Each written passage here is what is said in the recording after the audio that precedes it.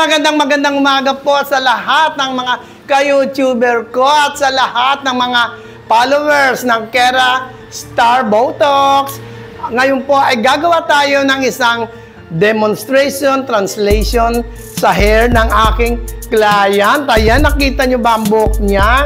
Kasi ito ay ina-analyze ko muna kung paano gawin.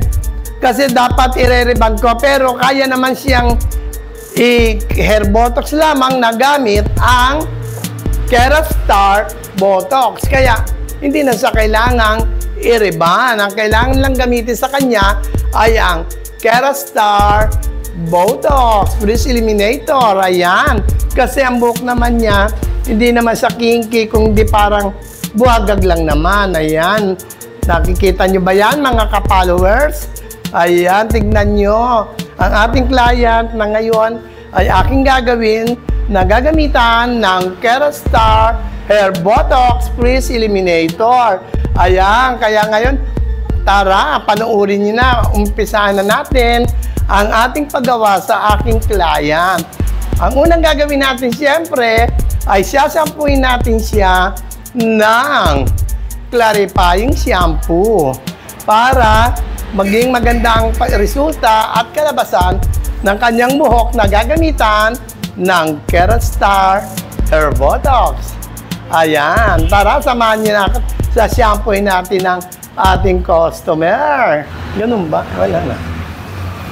Wala na. Oh.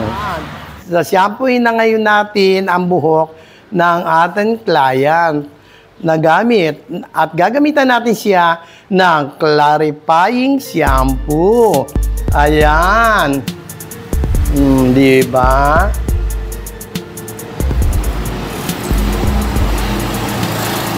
O, ayan na. Pagkatapos ng na-shampoo ay patutuyuin na ang kanyang hair.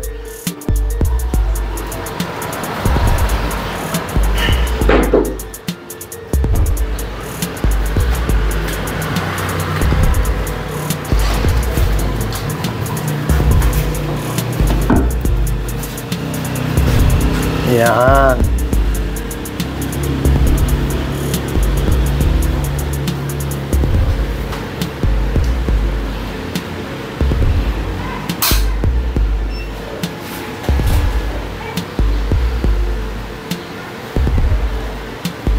Hindi natin na-picture ang kanina ng before. Patuloy mo muna before and after. Ay, kanina yung buhok. Oo, siyempre.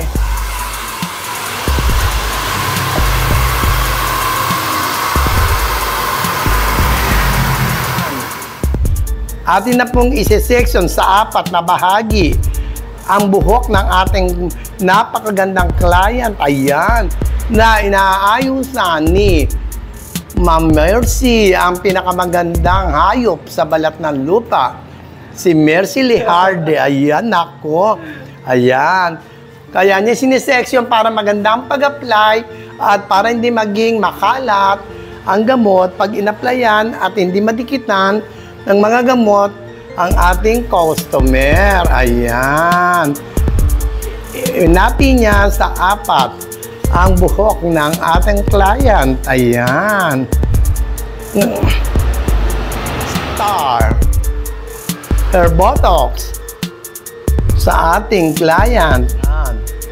Ina-applyan na po ang buhok ng ating client ng Kera Star Hair Botox Frizz Eliminator. Ayan. Nakikita nyo. Ang pag-apply, kailangan po ay ingat. Half inch from the scalp. Huwag pong ididikit sa anit ang gamot na Kera Star Hair Botox kasi baka ma-irritate ang ating customer, ma-allergy, delikado. Kaya ingat po tayo. Half inch from the scalp. Ayan. Gaya ng ginagawa ni hairdresser ngayong oras na to sa aming client. Ayan. Nakikita nyo ba yan?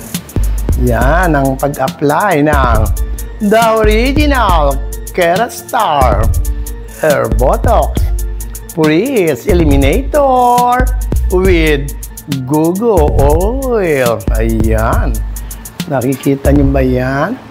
ginagawa ng ating hairdresser na magaling. Ayan.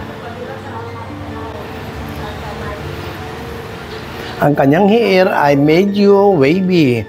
Pero hindi na natin siya i-reband. Kung hindi, idediretso natin siya sa Kerastar Hair Botox para maunat at maging maganda ang kanyang hair. Yan! Pagkatapos nating applyan ng Kerastar Hair Botox, ang ating client, ay bababad natin siya ng 30 to 40 minutes depende sa wavy ng buhok o sa kulot ng buhok. Ayan. Nakikita niyo po ba yan?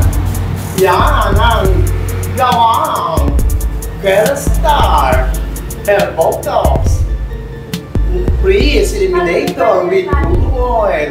Ayan. Pagkatapos i-apply ang gamot na Kerastar Botox, ibababad po natin siya ng 30 to 40 minutes. Ayan. Ayan. Pagkatapos nating i-apply ang gamot na Kerastar Hair Botox sa buhok ng ating client, ay ating ibababad siya ng 30 to 45 minutes. Depende sa kulot ng ating client. Ayan. Kailangan chinecheck every 5 minutes para makasigurado tayo na hindi madadamage ang hair ng ating client na nilagyan ng Kerastar Hair Botox. Ayan! Tapusin nyo ang video na to para makita nyo kung gaano kaganda ang bagong labas ng Keragloss, ang Kerastar Hair Botox Freeze Eliminator with Good Oil.